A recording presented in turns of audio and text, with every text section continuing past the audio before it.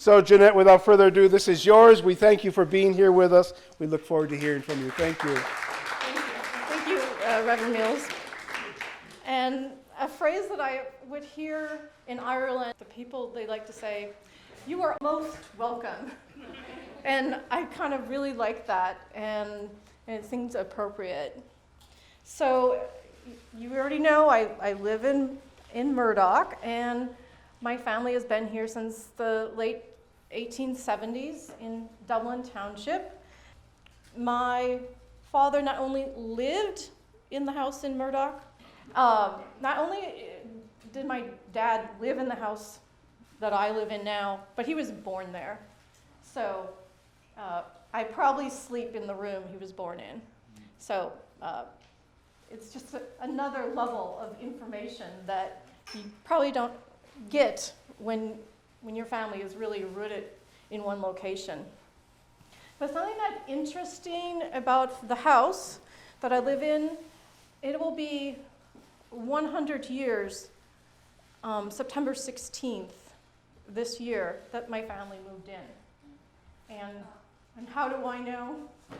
Because my grandfather wrote it in his diaries. Some of you, I know I have at least one cousin here.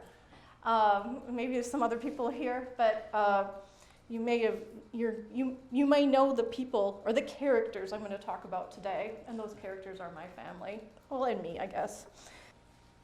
Something today I'm going to talk about my family, but I want to really encourage you, if you haven't already, to start putting your family history together. There may be someone in your family that has already done that. There's usually someone, and if you haven't contacted them, do so before it's too late, for many reasons.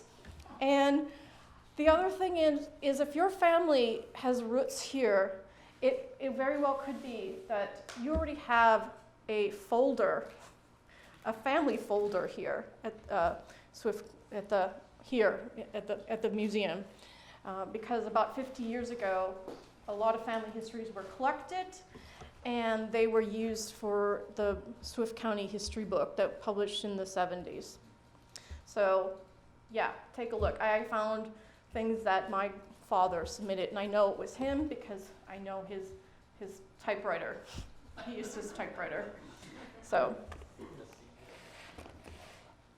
the first national archivist, or people say archivist, for the United States, his name was Robert Diggs Wimberly Connor. Okay, big name. Don't worry about the big name or long name, but he had something really important to say about history, and it's this: a people that will not write their history will not long make it. So, if you don't write it down, you're not going to have it. There's going to be many reasons that your people, your parents, your grandparents, and all those people didn't write it down. One, maybe they couldn't write, or one, or two, they wanted to forget and just move on. But we have all kinds of technology available today to search for documents in Ireland that are free, that are civil records and church records, and not just Irish Catholic, but Protestant records, and I think Methodist records are also available free to search. While I'm telling you, all these things about my family, and I'm talking just mainly about Irish, I want you to know that my family also has these other roots. Irish, and then Canadian, and then on parts of my Foley side, we have people that came from Luxembourg, and from my mother's side, German, and then Prussia. So I may identify, people say that now, identify as, well, I do identify as Irish American, but I identify as being 100% American. On my passport, it says U.S. citizen, so just want to make that really clear.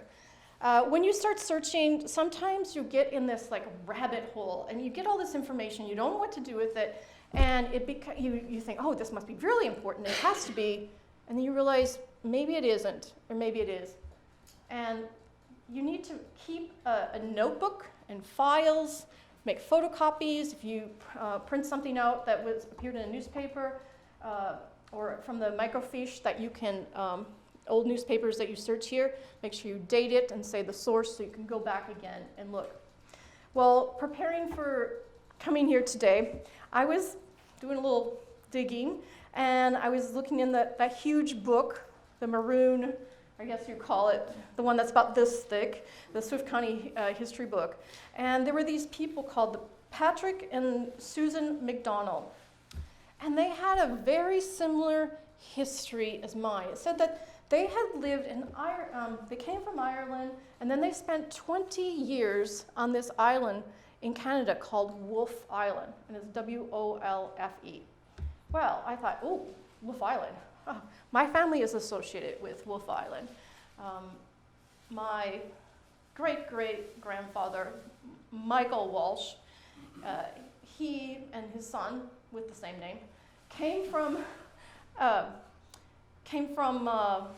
Ireland and then spent 30 years on this island that's about 48 square miles after coming from Ireland. So, and they're living in Canada, and especially my great-great-grandfather, Walsh, he's living on this little island for 30 years. And during this time, he marries a woman, of course, and then he has children, and he's leaving tracks along the way.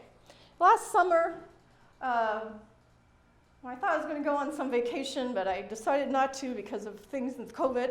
I did some more searching, and I found his marriage certificate, and then evidence of these children being born, my ancestors being born on this place called Wolfe Island. So you never know. And then I did a little more searching to see if this McDonald family were related to my family, because they actually, in the early plats for Dublin Township, they had a farm very near my family. And it turns out that some people from the McDowell family and the Walsh family did marry. And I found a Jesuit priest that was a teacher out in Seattle. He was an English teacher. I was sent his obituary and all his it was his curriculum vitae.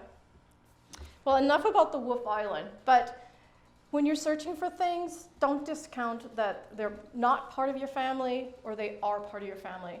Just keep it and so you can reference it in the future. Because it's really hard to go back and figure out where you were, where you found that information, and later on, these things, they start to click together. So, Dublin Township. Who lives in Dublin Township? Please raise your hand. Well, good. Used to, or their family is related to, yeah. Yeah, okay, good. Many of you may know where the name came from. So Dublin is the capital city in Ireland. And the township was organized in 1877. And so early settlers, they were wanting to have something from home. And so Dublin Township. Now there's some other Irish townships nearby. Cashel, or Tipperary is, and it's supposedly or reputed to be the location that St. Patrick converted Irish king to Christianity. And then there's Kildare Township. Anyone in Kildare or family? So Kildare is the location it's a location where a saint called Saint Bridget of Kildare is from. And if you go to De Graaf, guess what the name of the church is? St. Bridget, but spelled a little bit different than most spellings. So, in 2010, I returned to Minnesota. My mother and my aunt were both in nursing homes, and I was living and working in Florida, and I was flying back and forth. And I realized I could no longer like keep that up. And so I moved home, and I moved home to Murdoch. My hometown is actually Litchfield. If maybe you knew my father, his name was Martin Walsh. And the reason we lived there is he was a telegrapher for Great Northern, and then later on he became Burlington Northern. So the family lived there, so I grew up there. But all the holidays and all the important events happened in no other place than Murdoch. Well, during this time, I was going to the nursing homes, like full-time. Oh, my mother's name, my mother and my aunt's first name was Margaret. My mother and my aunt's last name was Walsh. So causes a lot of confusion. During that time, I was trying to put my aunt's house together, or back together again, like Humpty Dumpty. And I kept on uncovering details and photographs and things that might lead me to family history. I didn't seek them out. They were just there. I mean, they're there everywhere. I mean, I'm sort of living on top of these layers of history. Well, at first it became this passion that I would figure out, the family origins here, both here in Minnesota and then in Ireland. And then it became an obsession. And so when I wasn't like going to the nursing homes, I was doing research, and I was doing research here and at home. Since 2010, I've been to Ireland 4 times, and then actually 5 times. The first time was in, I think, 1980, and I went with family. So it's quite a few times. During the pandemic, one of my friends from college, she said, "Jannet, what have you done with your book that you wrote?" And I said, "Oh, I forgot about it." So she presented me to her publisher, and they accept. It's a very formal process of presenting the book and the manuscript. And about a month later, they said, "Yeah, we want to publish that." So the publisher is in Maine. It's called Shanty Arts Publishing. So it's considered a small press. So it's not like one of the big publishing houses in New York. So it's my first book ever. And right now the book is in the stage that it's in the draft stage. So I'm doing edits.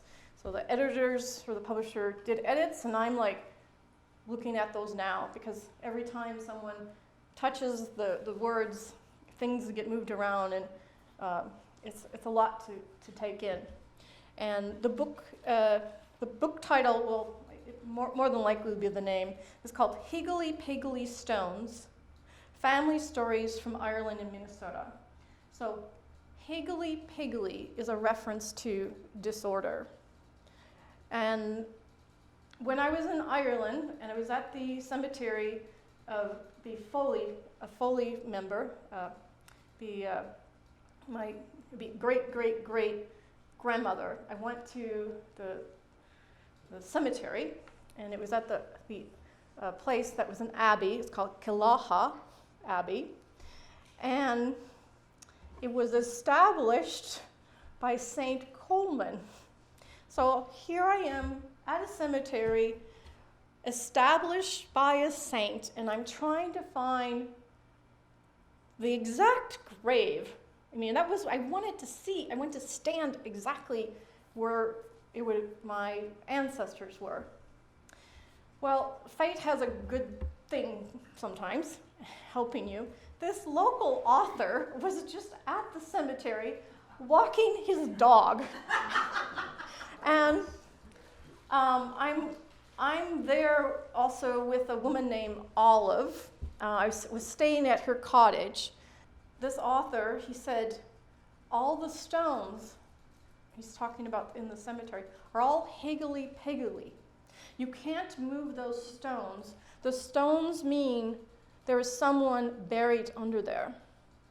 So I was looking at all these stones, but somewhere in this graveyard was my ancestors. And I knew it because of the church records. but I couldn't go and stand in one particular place. So I was so moved by that, I just assumed I would be reading, here lies the body of, or rest in peace, but that wasn't. So the reason for all these stones, up until about 1820, the average Irish Catholic person, they couldn't afford a grave marker. And at that time, the English or the British were still ruling the Irish people. Something I wasn't prepared for, but I was so moved by it. So that's where the higgledy-piggledy is kind of an unusual thing. When I was in Ireland, I did a lot of research, and I went to Dublin, to the National Library, and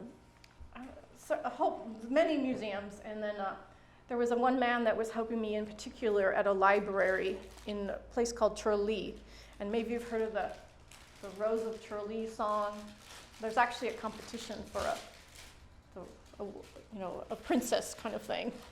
Well, a librarian there, he would help me. I would email him and ask him questions, and he would respond back to me. He was actually very helpful, and he actually helped me find exactly what I was looking for. Another place besides here, locally, to do your research is actually at the courthouse. There is this folklore. So folklore means, well, it's not really written and there's no evidence. There was this folklore in my family that the house I live in, the foundation came from a flour mill that was there before. I've heard this story repeated, but lo and behold, it wasn't folklore, it was factual, because I searched for all the deeds to the house where I live, and then to related farms that my family and other ancestors had, and I found a deed that was the owner of the flour mill, or the name of the flour mill was the Murdoch Milling Company. And then when I was having some construction done in 2019, the excavators, they were startled when they found a brick wall in my backyard, and it was another part of the structure or something. And then there was this other history related to the house where I live, that my great-grandfather, Stephen Foley, that he had worked at a flour mill in Murdoch. The chances of Murdoch having two flour mills are probably not good. So it's likely, where I live and breathe is where my great-grandfather, Stephen Foley, once worked. I live on top of history, and I live on layers of history. Even though we're talking about all the Irish and the people settling, I think it's also really important to think a little bit further back about Swift County, and think about the land here, Swift County in Minnesota. It has a deep memory here in the prairies and the woodlands, and the land, it was once inhabited by the Native Americans, mainly Dakota and Sioux. Really, where we are today, sitting, it's the traditional or territorial lands of the Native Americans. And if you think about it, so before my great-grandfather was working at a flour mill, there really could have been an encampment there. We don't know that, but the land can tell you history. So say you go off to Ireland or Norway or somewhere, and say you can't find that exact place where your people are from. Learn about the people that came before your people. There's great history there. I want to talk a little bit about the island of Ireland. So it's really a place of invasion, famine, and emigration. I think most of you know where Ireland is. It's an island. It's in Europe. And today there are two countries. There is Northern Ireland, which is part of the United Kingdom, so it's part of British or English rule. And then the rest of the island of Ireland is officially it's called the Republic of Ireland, or simply just Ireland. So there are two countries there. The partition of those two countries happened in 1921. But as far as landmass, if you wanted to figure out how big this Ireland is, if you put the almost three Minnesotas side by side, that would be about the size of Ireland. So it's not that big. It's not very big. And that's for the whole island.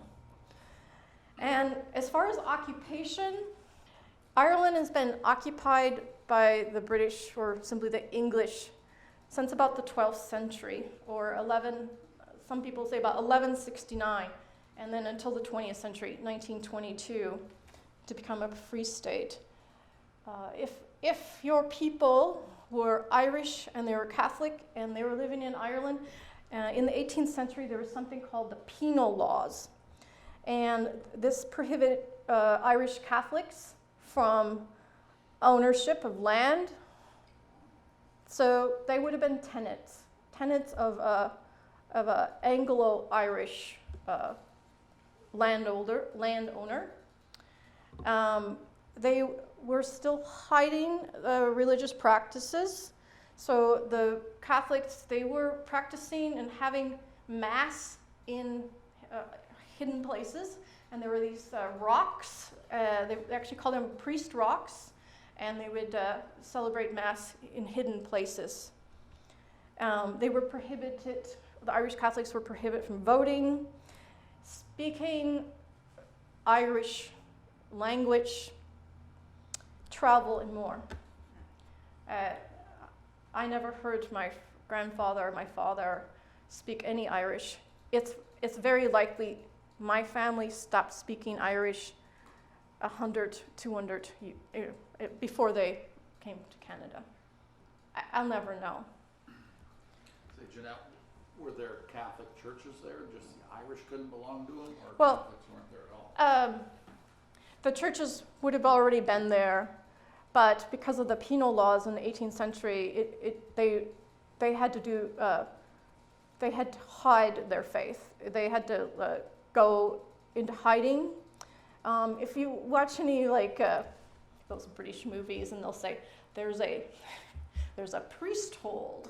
Well, so some of these large landowners, some of the aristocracy, they would actually hide a priest in their houses, and so they could have a priest, and then the priest would come out when he had to go and say mass in some hidden place. During the penal times, there were bishops, the Bishop Cobb, that's C-O-B-H.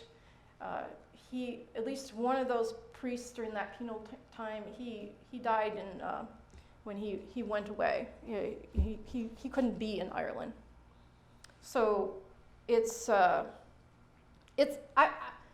child, I didn't know anything about this stuff. I think it's really important to know.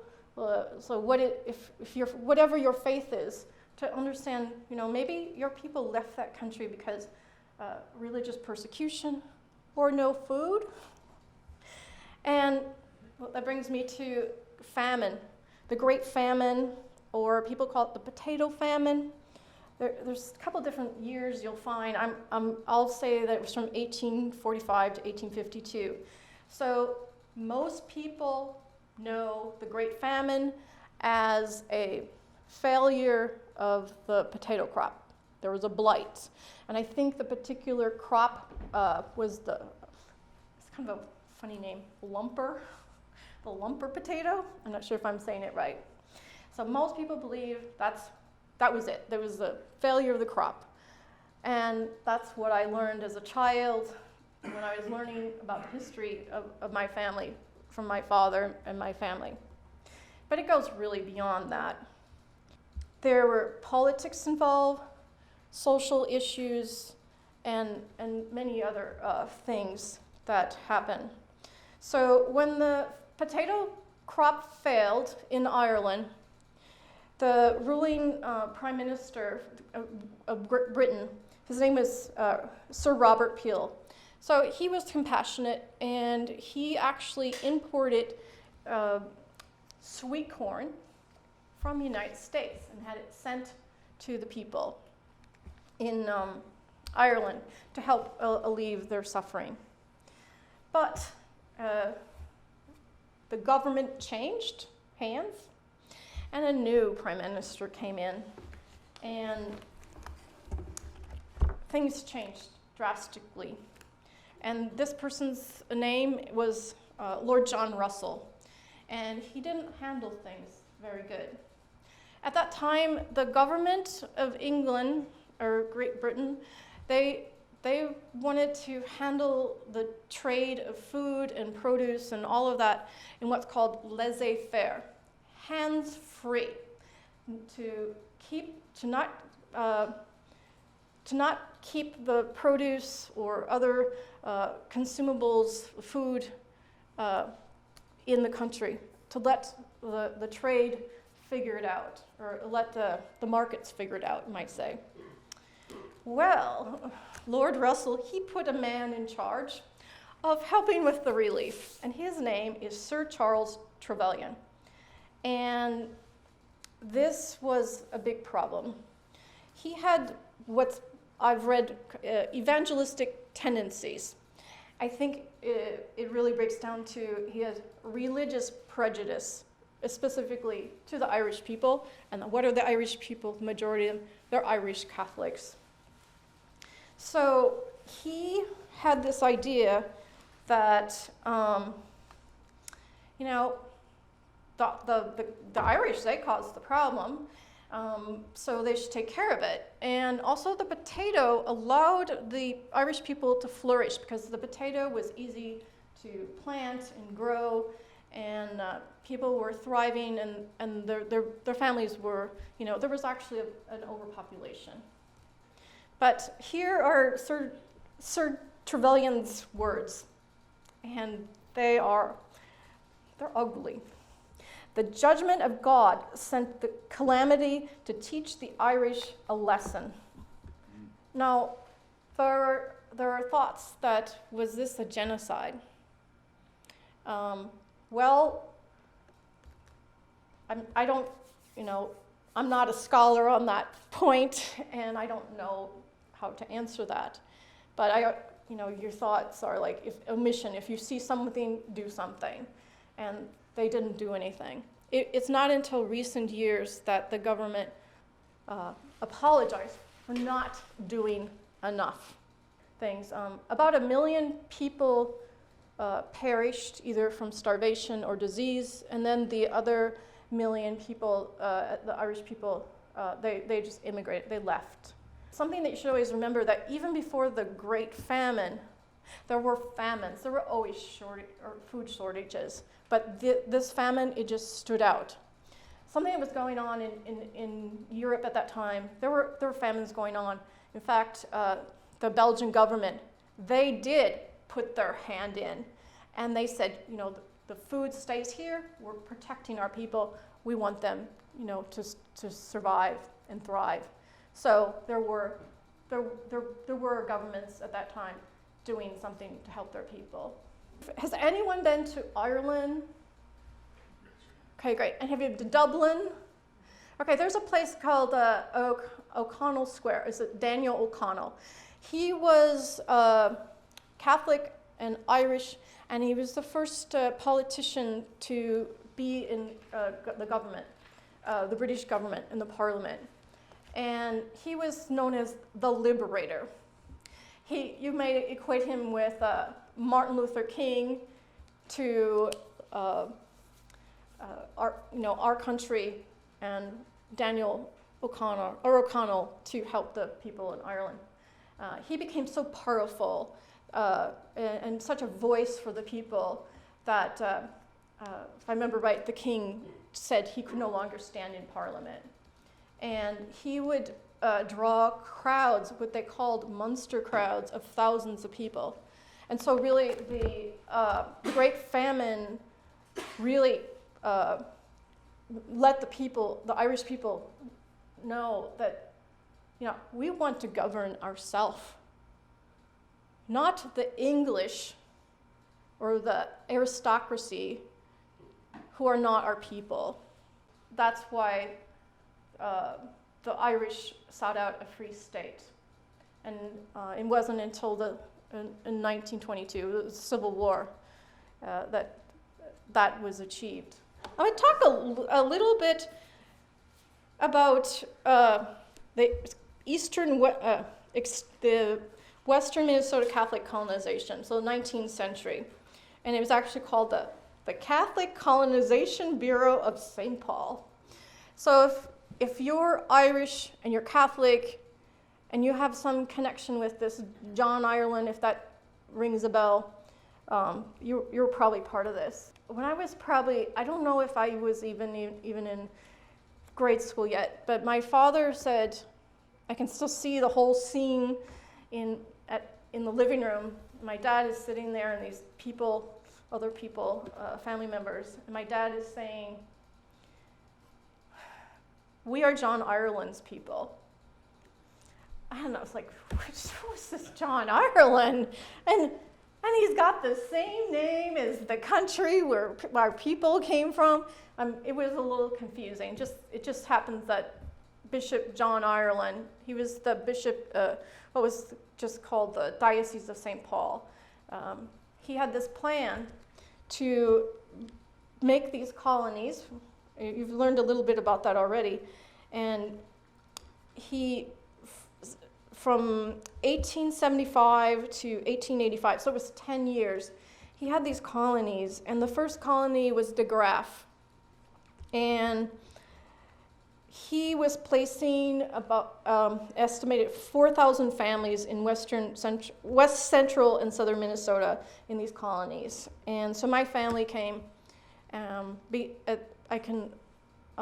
Walshes, and they were just one family there. So my great, we have enough greats. Sorry, I always lose my way on when it's beyond one. So my people, they came from County Kilkenny, and then Michael Walsh, and then he took a ship. He took planes.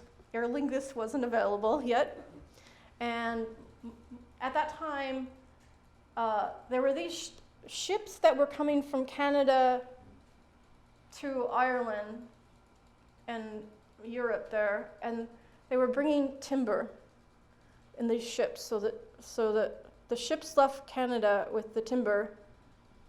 They offloaded it, and then the ships would go back with people.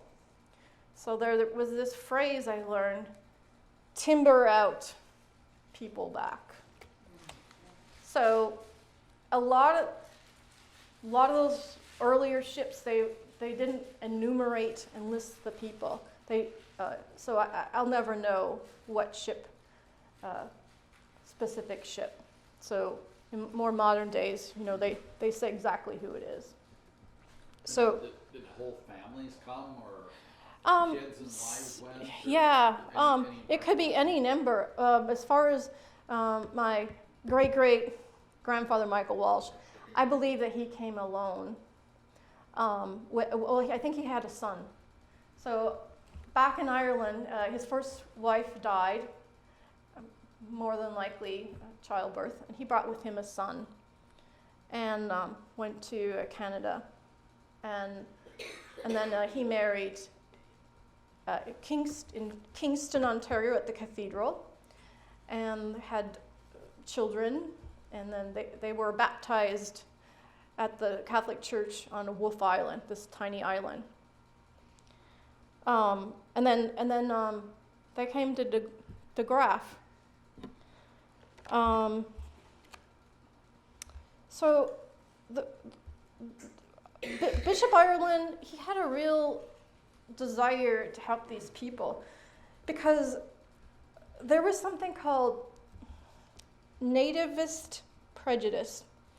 And that really breaks down to anti-immigrant, but it also included this other factor, anti-Catholic sentiments. So, I mean, it was real. A church, it's called St. Mary's in New York. In 1831, it was burnt down because it was populated by Irish Catholics. And then in 1844, there were riots, and 13 people were killed. So this was real. It seems our stories, we repeat ourselves. We don't learn. Ireland, he did a deal with railroad tycoon James J. Hill, and that railroad was called the St. Paul and Pacific. So the railroad, that you'll see here in Suffolk County, that was originally called the St. Paul and Pacific. And in 1876, Ireland, he had it as that no one could buy the land that he had put aside if they already had land. This was for people that had nothing. So, and the land was being sold very cheaply for $1.40 an acre. If you go to St. Bridget today, in the front, as you come in and you go to the left, there'll be a little plaque, and it says something like the people in De Graaf were selected by Archbishop John Ireland. Now I don't know. I've tried to find out, what was the selection process? What were the qualifications? I don't know, but there was another kind of requirement. So these homesteaders, they had to have $400. But I've read it was more likely $1,000 or more. I mean, that's a lot. I mean, it's a lot of money now, but they couldn't come here poor. So that actually allowed, it kept some people away. So they had to have money. The idea is that they were setting up to have their livelihood, and the land was the livelihood, to be farmers. I'm going to talk just briefly about my grandfather.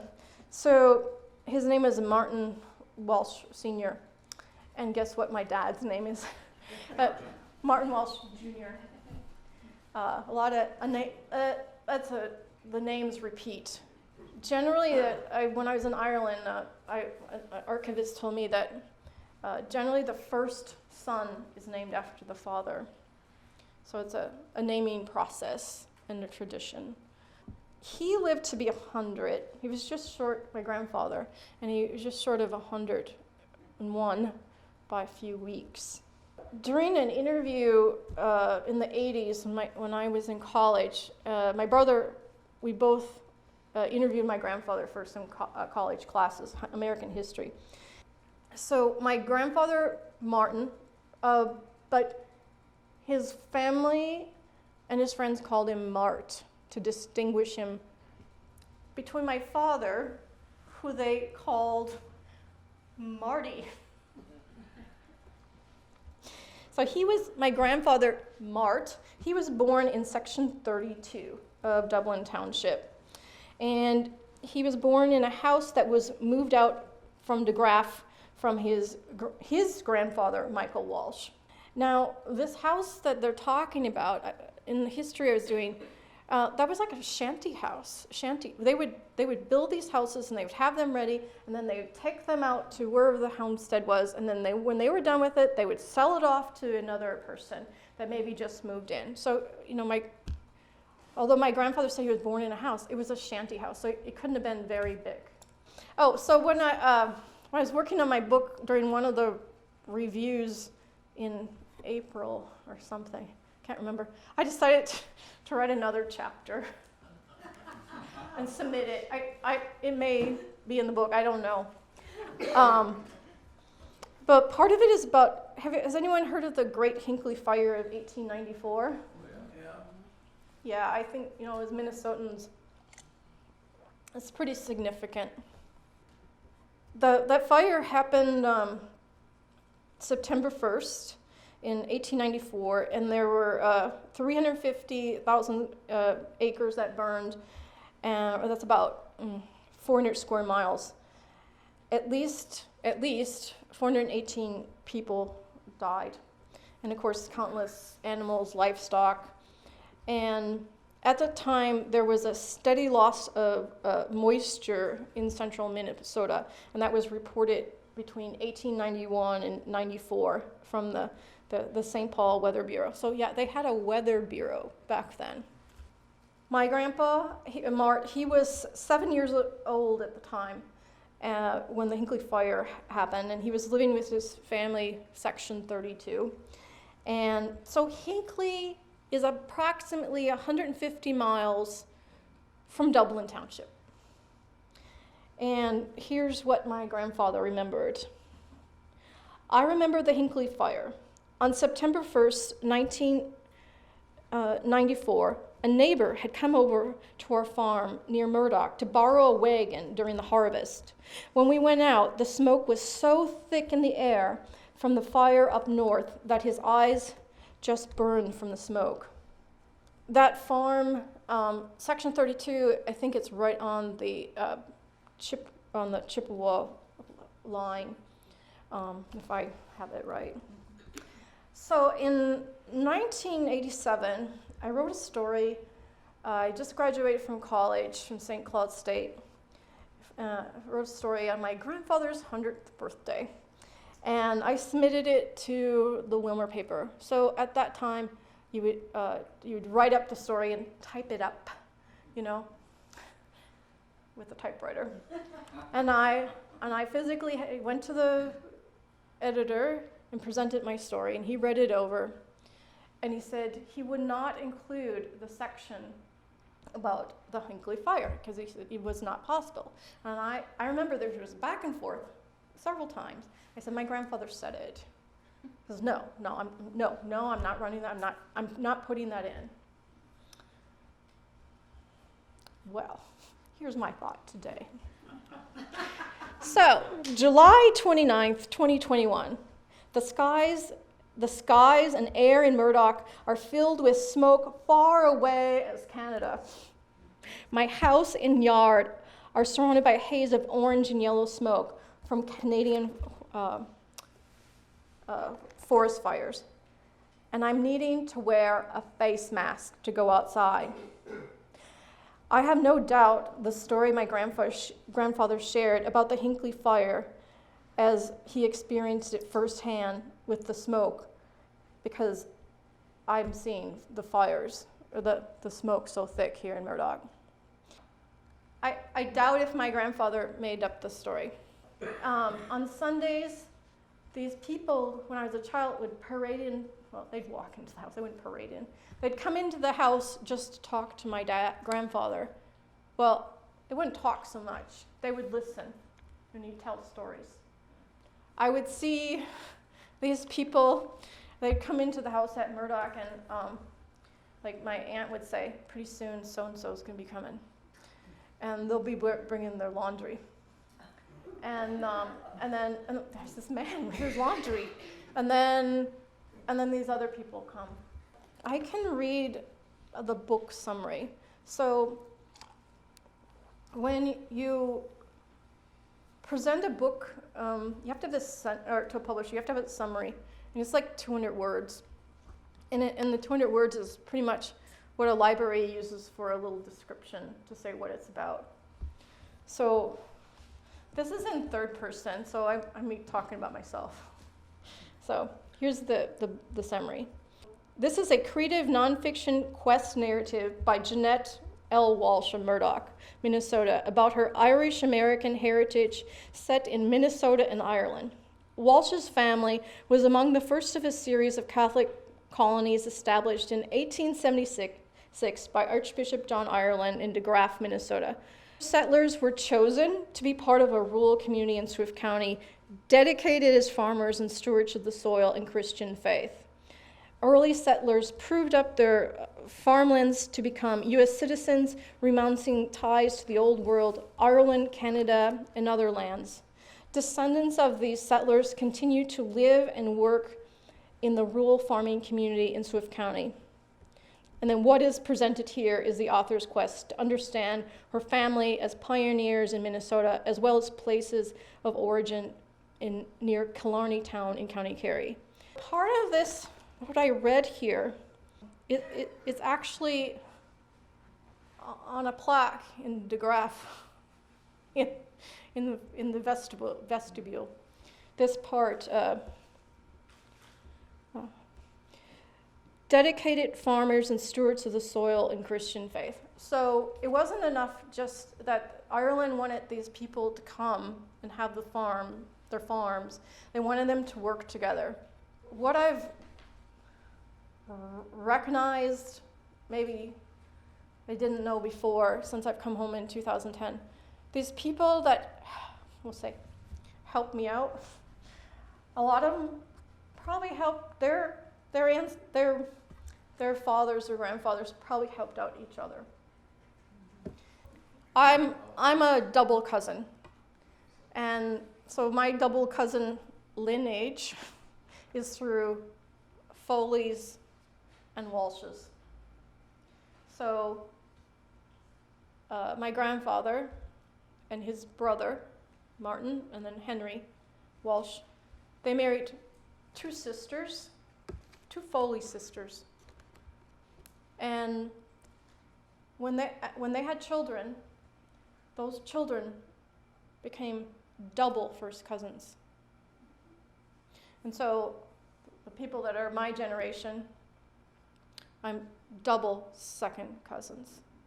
We want to be cautious, but Jannet is willing to stay and take questions and comments. But first, let's thank Jannet for being with us today. Thank you.